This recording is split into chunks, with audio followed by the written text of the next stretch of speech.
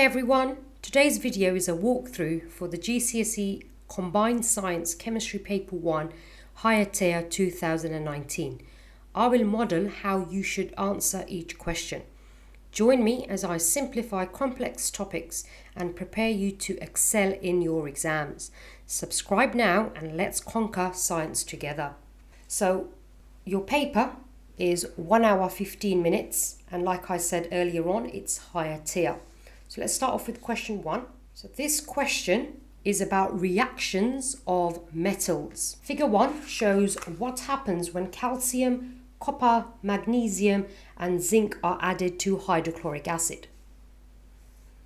What is the order of decreasing reactivity of these four metals? So have a look at the diagram, have a look at the reactions, look at the bubbles and put the order of decreasing reactivity of these four metals. And if you look at the diagram, you can see calcium is the most reactive because it has the most bubbles. Copper, you can see it's unreactive, there are no bubbles. So we know that calcium is more reactive, copper is the least reactive. So if you have a look, we know that some of these, so use a process of elimination, obviously can't be that one, can't be this one, definitely not that one, and obviously this would be the order. So tick one box, and that's 1 mark. A student wants to make a fair comparison of the reactivity of the metals with hydrochloric acid. Name 2 variables that must be kept constant. So if you have a look at the diagram again, so 2 variables that must be kept the same. So mass of metal, concentration of acid,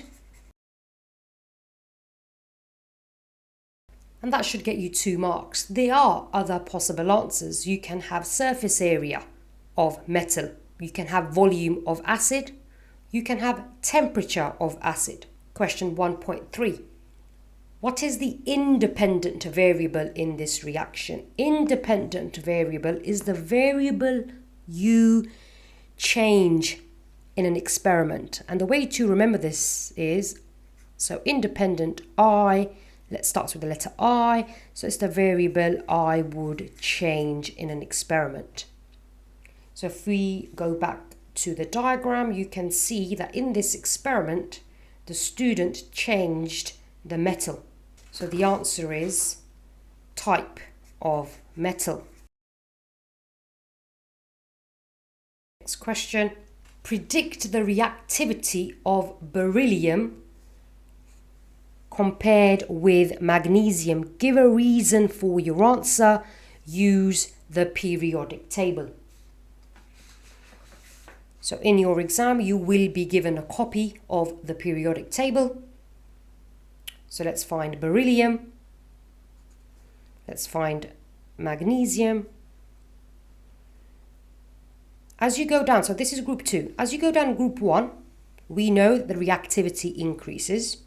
Group 2, the reactivity increases as you go down the group. So beryllium is less reactive. So on this line, you would write down beryllium is less reactive and give a reason for your answer. Now the reasoning is exactly the same as the reasoning you would put down for group 1 metals.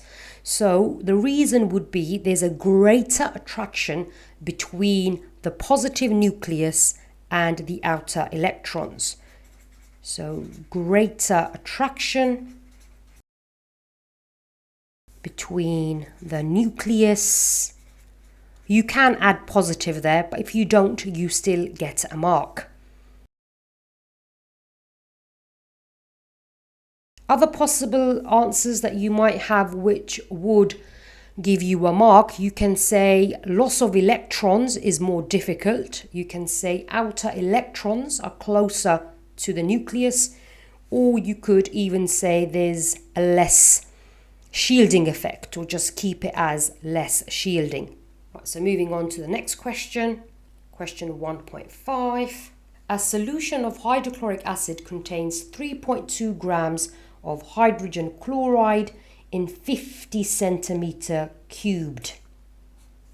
Calculate the concentration of hydrogen chloride in grams per decimeter cubed. So, straight away, you would look at the units here, and they're not the same, which means you take your 50 centimeter cubed and you convert it to decimeter cubed. Remember that in 1 dm cubed, they are 1,000 centimeter cubed. So if you're converting from centimeter cubed to decimeter cubed, you would divide by 1,000. So 50, divide that by 1,000, should give you 0.05 dm cubed. So we're happy with our conversion. And then you need to remember the following equation for your exam. This will not be given to you. So to calculate concentration, it's mass of solute over volume. Yeah. Volume we've already converted. So let's go back to the question. It says the mass is 3.2. So 3.2 grams and the volume is 0.05. And if you put those numbers into your calculator, the answer that you would get would be 64 grams per dm cubed. And always put your final answer on to the line that's provided. You don't need to write out the unit again because the unit is already there for you. And that should get you 3 marks. For a calculation question, always show you're working out. If you don't show you're working out and you just have your answer there, then you will not get the full marks. Just make sure that you show the examiner, your marker, how you got to 64. Right, next question. So this question is about salts. Ammonium nitrate solution is produced when ammonia gas reacts with nitric acid. Give the state symbol of ammonium nitrate solution. It says the symbol, so aqueous. What is the formula of nitric acid? Nitric acid contains nitrogen. So we know well, it's definitely either the second one or it's the fourth one. We also know acids have hydrogen ions. So we know that's hydrochloric acid, so it can't be that one. This is sulfuric acid, so it can't be that one. And if you have a look here, HNO3, it's that, and that's ammonium hydroxide. So we know that's not nitric acid. So make sure for your exam, you are familiar with the formula, but memorize the formula for hydrochloric acid, nitric acid, and sulfuric acid. Question 2.3, ammonia gas dissolves in water to produce ammonia solution. Ammonia solution contains hydroxide ions. A student adds a universal indicator to solutions of nitric acid and ammonia. What color is observed in each solution? Now, nitric acid, so we're using universal indicator. If I add that to nitric acid, what color would your universal indicator turn to? It should be red. If you say orange or yellow, you would still get your 1 mark. Color in ammonia solution. Ammonia solution is alkaline, so purple or blue would get you the mark. The student gradually added nitric acid to ammonia solution. Which row A, B, C or D shows the change in pH as the nitric acid is added until in excess? Excess means more than enough. So if I have a beaker and I've got So I've got ammonia solution, so that's in the beaker, right? So ammonia solution is in the beaker. What would be my pH at the start? Well, in the previous question, we said color is purple or blue, so the pH is definitely above 7. So if I look at my table here, it's either A or it's D, because I've got a pH that's greater than 7. Now, if I continue to add so I'm going to add nitric acid until in excess. That means I'm going to the acid will start reacting with ammonia solution. So nitric acid will be in excess, so the pH will start to drop. Okay, so it'll be less than 7 because now I've got more acid than ammonia solution. So the answer would be D because I've got a pH of 2. Cannot be A because that's 7, that's neutral. Can't be that because I've added nitric acid, so the pH is dropping. Question 2.5. Calculate the percentage by mass of oxygen in ammonium nitrate. Relative atomic masses are given, and that's your relative formula mass, right? So we're looking at percentage by mass of oxygen. So I've got 3 oxygen atoms, and each oxygen atom has a relative atomic mass of 16. 16 times 3, that is 48.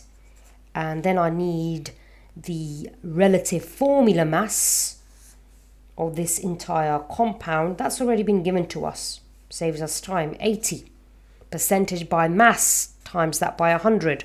And that should give you 60%. As I said earlier, please make sure you show you're working out. Question 2.6. So this is a required practical question, and it's looking at temperature change. Describe a method to investigate how the temperature changes when different masses of ammonium nitrate are dissolved in water. You do not need to write about safety precautions. Remember, the word in bold is relevant. It's very important. There's no need for you to mention anything about safety precautions. Just focus on the method. So in this question, what you need to say is, you can say, right, use a suitable container. So for example, you'll have a test tube. So in my test tube, I would have different masses of ammonium nitrate, or you can just say you'll be adding water to your test tube. So we'll have a test tube. So we're looking at temperature change. So we need to make sure that we have insulation to prevent or reduce the heat loss. So to my test tube, I will add water.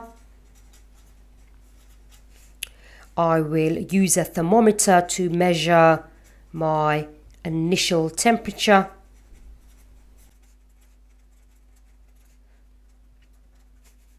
Feel free to write your method in bullet points because you're more likely to pick up marks. It's easier for the examiner to read. So thermometer to measure initial temperature. And then I will add, say, 1 gram of ammonium nitrate. I will use a stirring rod and stir to ensure that ammonium nitrate dissolves in water. I will measure the final temperature of the solution. So I might leave that for, say, 1 minute. Measure the final temperature. And then I've got my initial temperature, I've got my final temperature. So final minus initial temperature would give me the temperature difference. So I can say calculate the temperature difference. And then you would go on to say repeat with different masses. So I've done 1 gram, so you can say e.g. 2 grams, 3 grams, 4 grams, 5 grams. Let's take it to 8, 7 grams and 8 grams. As long as you have at least 5 set of data points, you are fine. So we repeat with different masses and we are repeating with the same volume of water. Because remember, we're changing mass, we're not changing volume of water. So you can add that on, repeat with the same volume of water. So as long as someone can follow through your method, easy to understand, you should be able to pick up 6 marks. Now, do be mindful to access 5 or 6 marks. There must be an indication of how the temperature change is determined using different masses dissolved in the same quantity of water. Okay, so a method like this would get you your 6 marks. This is 6 marks. Right, next question.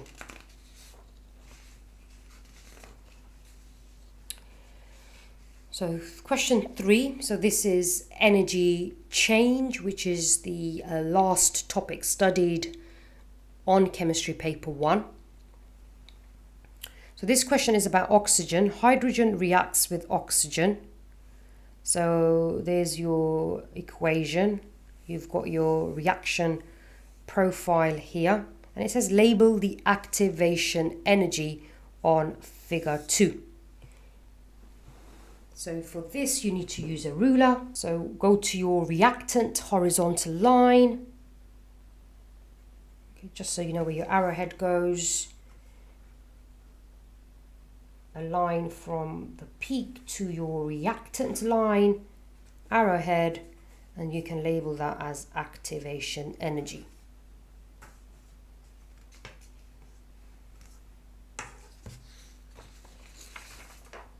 Determine the overall energy change for the reaction between hydrogen and oxygen.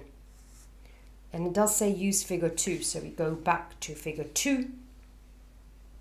And for this question, what you do is you need to grab a ruler again and measure the energy, well, read off the energy in kilojoules from your y-axis. So if we go there, we can see that's 800 kilojoules. Go to your product line, go across, read that value off, and that is 300 kilojoules. So 800 take away 300 should give you 500 kilojoules. Put your answer on the following line. Question 3.3.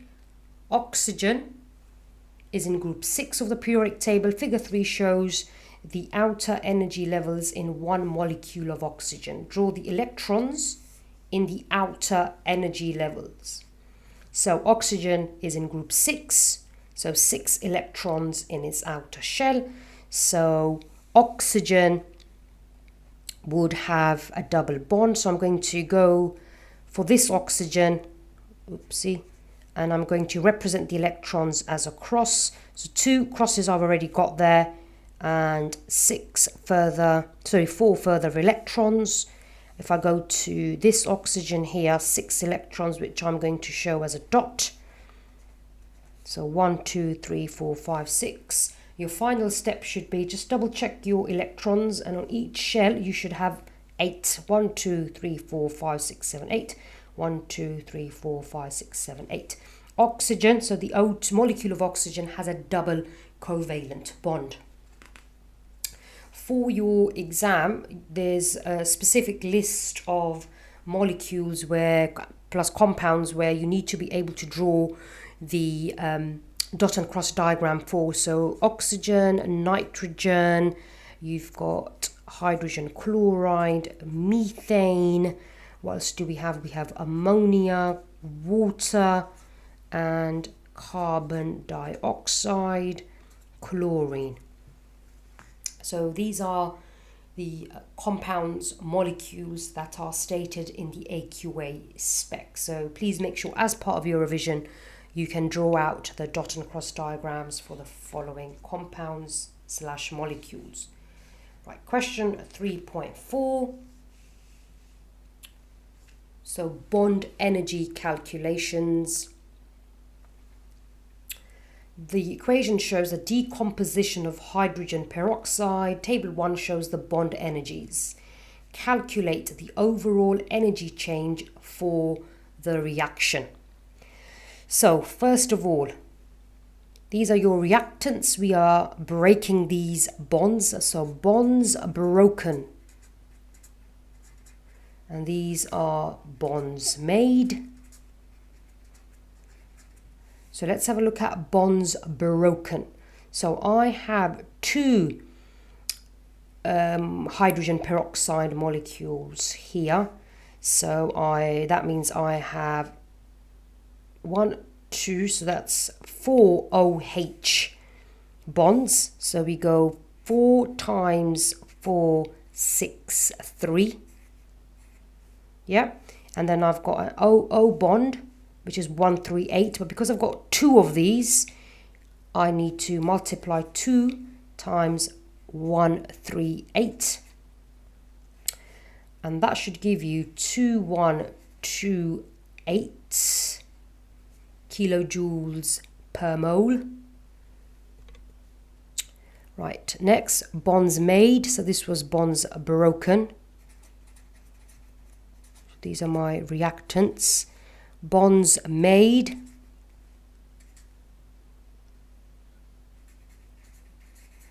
So I've got OH, OH again 4 times. So that's 4 times 4, 6, 3. And I have an oxygen double bond. So 4, 9, 6. That gives me 2, 3, 4, 8. And then to calculate the overall energy change, it's bonds broken minus bonds made. So 2128 minus 2348, and that gives you minus 220 kilojoules. Put your answer onto the line.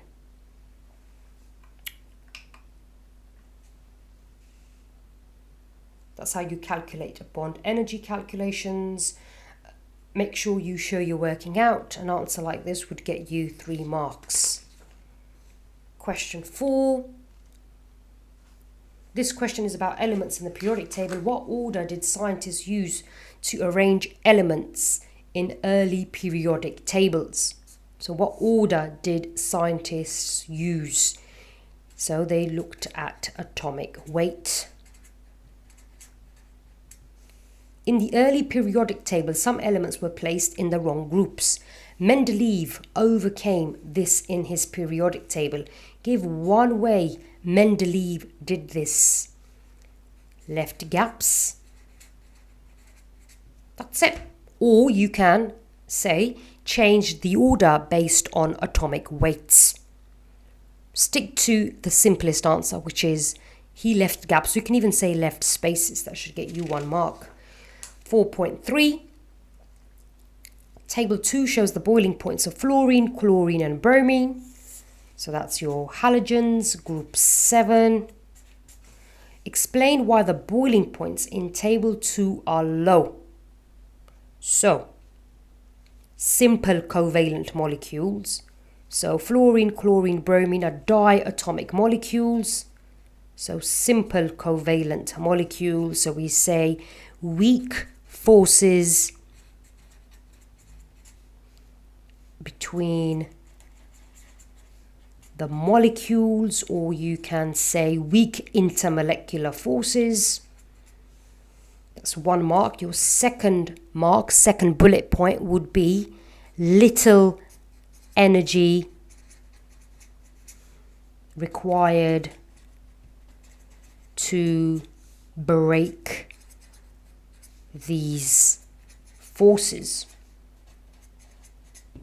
That should get you 2 marks.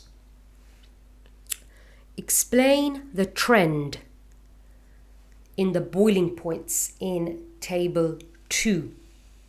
So explains your command word. Trend is pattern. So what do you notice? So look at your table and And we can see that as the molecules are getting larger, as you go down the group, the atoms get larger. Hence your molecules are getting larger. So first bullet point would be molecules get larger as you go down the group.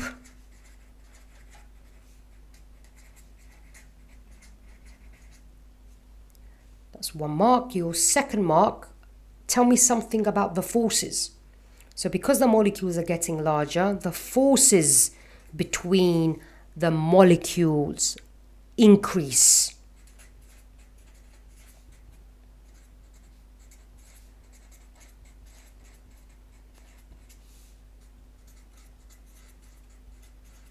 That's your second mark. So forces between the molecules increase.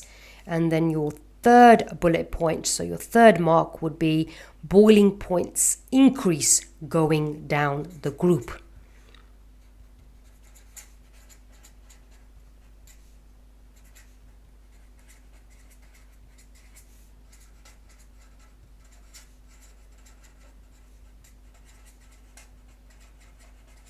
Boiling points increase going down the group. That should get you your 3 marks. Question 4.5. Explain why neon is unreactive. So now we're looking at group 0, your noble gases.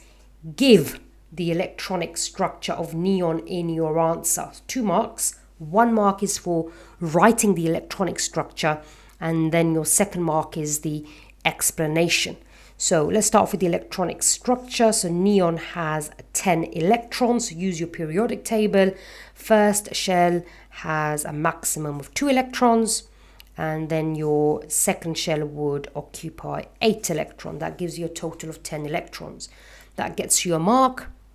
If you want to draw a diagram for this part of the question, you can still get 1 mark for that.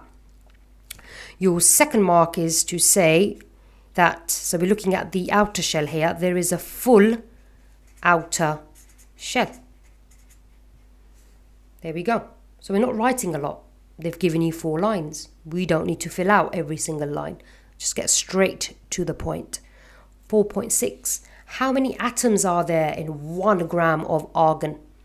The Avogadro constant is 6.02 times 10 to the power of 23 per mole. Relative atomic mass is that. So, equation, moles, mass over AR. Mass is 1 grams. AR for argon is 40. So that would be, so 1 over 40 is the number of moles. So what you do is, to find out how many atoms there are, you multiply by the Avogadro's constant. If you put that into your calculator, you should get an answer of 1.51 times 10 to the power of 22. Question 5. Electrolysis. This question is about electrolysis. Some metals are extracted from molten compounds, so melted state, using electrolysis. Why is electrolysis used to extract some metals? This is because metal is too reactive to be extracted using carbon. So metal is too reactive to be extracted using carbon. Aluminium is produced by electrolysis of a molten mixture. What 2 substances does the molten mixture contain? So this molten mixture will contain aluminium oxide and cryolite, which lowers the melting point. 5.3. Copper and chlorine are produced when molten copper chloride is electrolyzed. complete the half equation for the reaction at each electrode. So copper 2 plus, so negative electrode is your cathode. This is a cation, and at the cathode, your metal ions, they gain electrons. So plus, so if I start off with this, electrons, and then you form the metal atom, so in this case it's the copper, and then you need to come back here and balance out the charge, 2 plus, 2 minus, which means that the copper 2 plus would gain 2 electrons to become a copper atom. Positive electrode, that's where your anions move to, and that's your anode. So at the anode, the ions, they lose electrons. So chlorine ions become chlorine gas. Because I've got 2 chlorine ions there, I would be losing 2 electrons, so a large 2 at the front. And that should balance out everything. Also, just to help you, remember the word panic. So positive anode, negative is cathode. Next question. Figure 4 shows the apparatus a student used to electrolyze copper chloride solution. The student measured the mass of copper deposited on the negative electrode after 60 minutes, compared the mass deposited with the expected value. Suggest 2 reasons why the mass deposited was different from the expected value. So, lots of answers you can put here. So what we can say is concentration of solution was different. Or you can say volume of solution was different. So concentration of solution was different.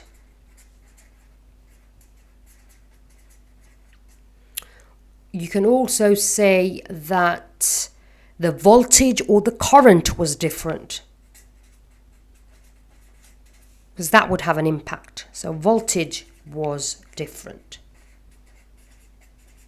Other possible answers, you can say impurities in solution, there was an error in timing, the copper falls off, copper removed when drying electrode, or the electrode was not dry. Ignore anything, so you won't get a mark. The examiner will ignore if you refer to the power supply. So be specific and either refer to voltage was different, or you can say the current was different. Figure 5 shows the expected mass of copper produced each minute. So there's your graph. Determine the expected mass of copper after 24 hours. So let's have a look. So what we do is grab a ruler.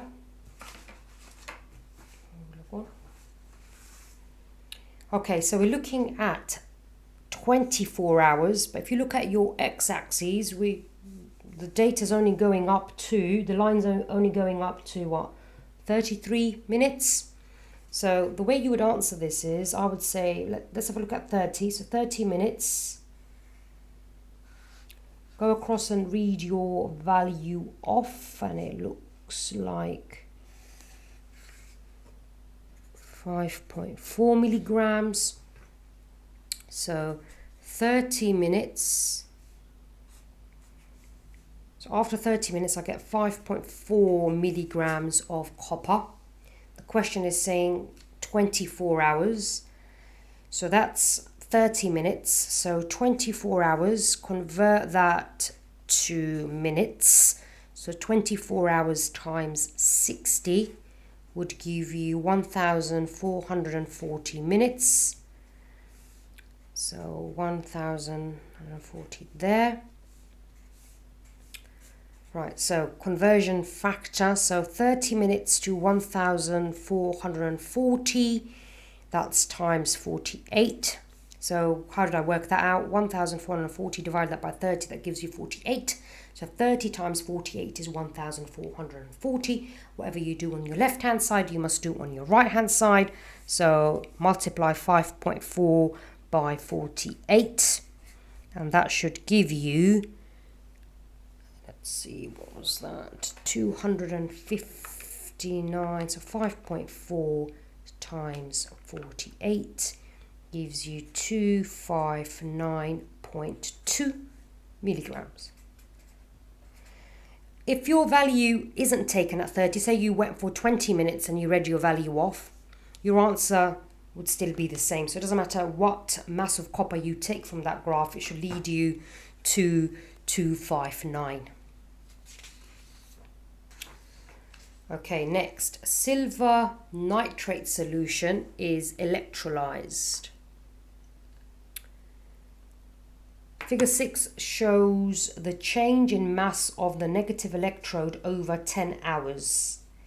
Determine the mass of the negative electrode at the start of the experiment. So at the start it's 0, so we go up and we read that. So 1, 2, 3, 4, and that's 5, so it's over 5. So it's halfway of that square there, so we'll say about 4.75 grams. There is a range normally for these kind of questions, so between 4.7 and 4.8 should get you a mark. 5.7 says calculate the gradient of the line in figure 6. So let's have a look. So it's change in y over change in x. So you can use the entire line as your right angle triangle. So that's your change in y over change in x. So that'd be 5, 6, 5, 6. So that's like 6.75. 6.75, take away 4.75, yeah. So that there seems like 67.5. That we've already read off. That was 475. So your change in y is 6.75. Take away 4.75. That gives me 2. And my change in x is 10. So it's 2 over 10. And that should give you 0.2. The gradient is 0.2. The way you derive your units, so that 2 was grams, and then that 10 was hours. So your unit becomes grams per hour. Or you can, if you want to write it out, you can, grams per hour. That's how you derive your units. Okay, so question 6. This question is about sodium. Sodium reacts with chlorine. What is the balanced equation for the reaction? So I would answer this question by writing it out myself first. So sodium, chlorine is a diatomic molecule. So Na plus Cl2, arrow, Na, normally sodium produces a +1 ion, chlorine produces Cl minus, so it's 1 of each. That's my sodium chloride, and then I have a look and see if I need to balance it. Yeah, I've got 2 chlorines there, put a 2 there, and then I will need to put a 2 here, and that seems to be balanced. Now let's find it. It's 2 NaA plus so it's this one here. Hot sodium is put in a gas jar of chlorine. Describe the observations made before, during, and after the reaction. So before the reaction, what would sodium look like? So we know it's a metal. So you would say, so before, a silver metal.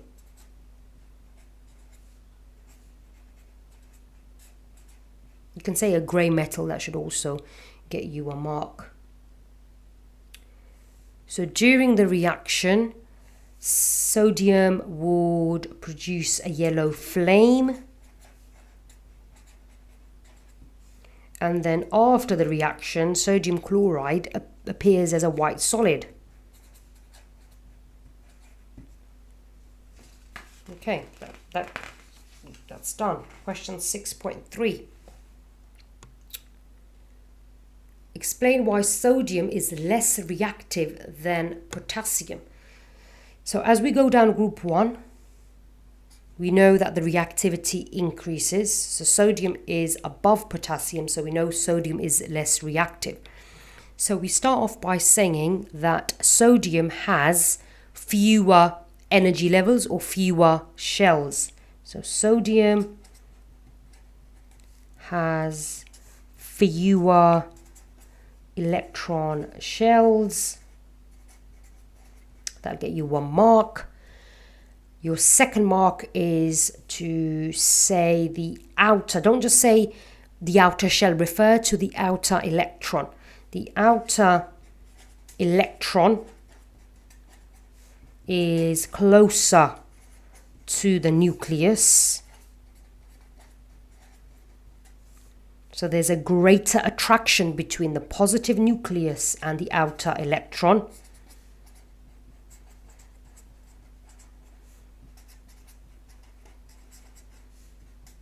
Greater attraction between the nucleus and outer electron.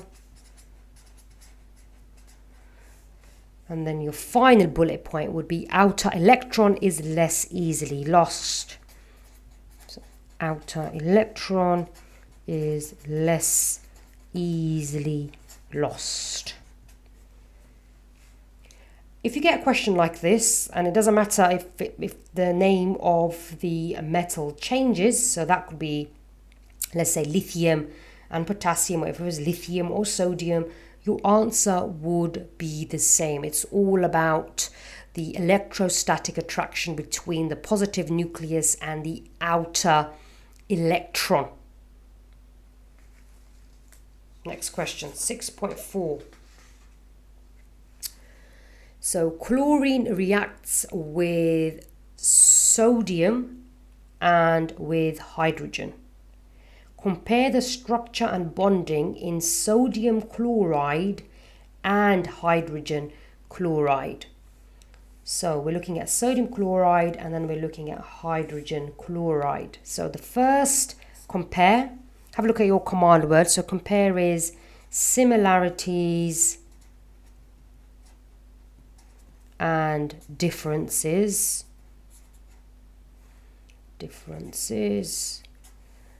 Okay, and then we're looking at bonding. So sodium is a metal, chlorine is a non-metal, so that bonding is ionic.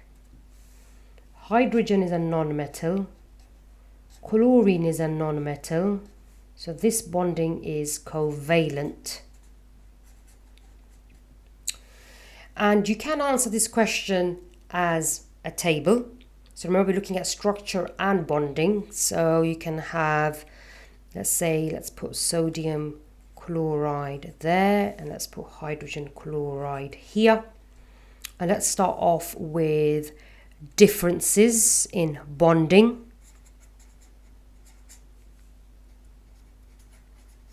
So try to structure your work. Don't just go in and start answering, because your answer would be all over the place. So structure it so it's easier for you, it's easier for the examiner to mark your work. So let's have a look at difference in bonding. So we've already said sodium chloride is ionic, hydrogen chloride is covalent. We already talked about, we can say that's between a metal and a non-metal, and that bonding is between a non-metal and a non-metal. What else could we write about ionic bonding? We can say there's a transfer of electrons. So an electron is transferred. So electron is transferred from sodium to chlorine. and that leads to the formation of ions. That's Na plus and Cl minus. Covalent bonding, that's a sharing of electrons. I'll just put an E, use a symbol there. But in your answer, you would write down electrons, and this forms molecules. So this is a molecule. It has no overall charge, so there are no charges here. Whereas with ionic, you do have charges. So there's no overall charge. So this is bonding. What about structure? So differences in structure. So here, Na plus and Cl minus ions, they all come together to give you this giant ionic structure. You can say a giant lattice structure, so a giant structure. You can also say that there's an electrostatic attraction between the positive sodium and the negative chlorine ion. So electrostatic attraction exists.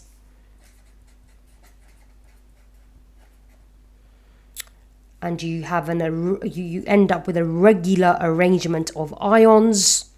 And on this side here, you would say that hydrogen chloride is a simple molecule. And there's intermolecular forces that exist between the different hydrogen chloride molecules.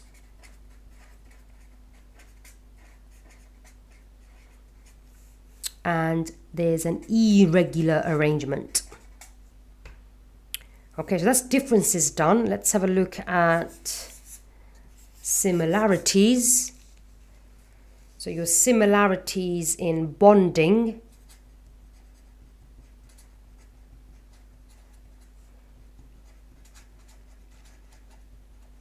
So you end up with full shells or stable shells.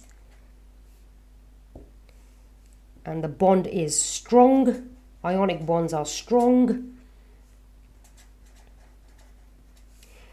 Similarities, full shells. And we end up with strong covalent bonds.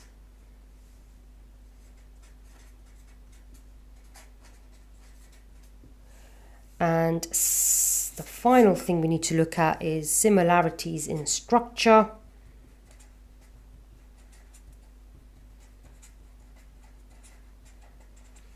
So similarities in structure, we have forces. So electrostatic forces exist between the ions. And with HCl, we have forces that exist between the different molecules, which is intermolecular forces. Or you don't even have to mention electrostatic. I'll put that in brackets.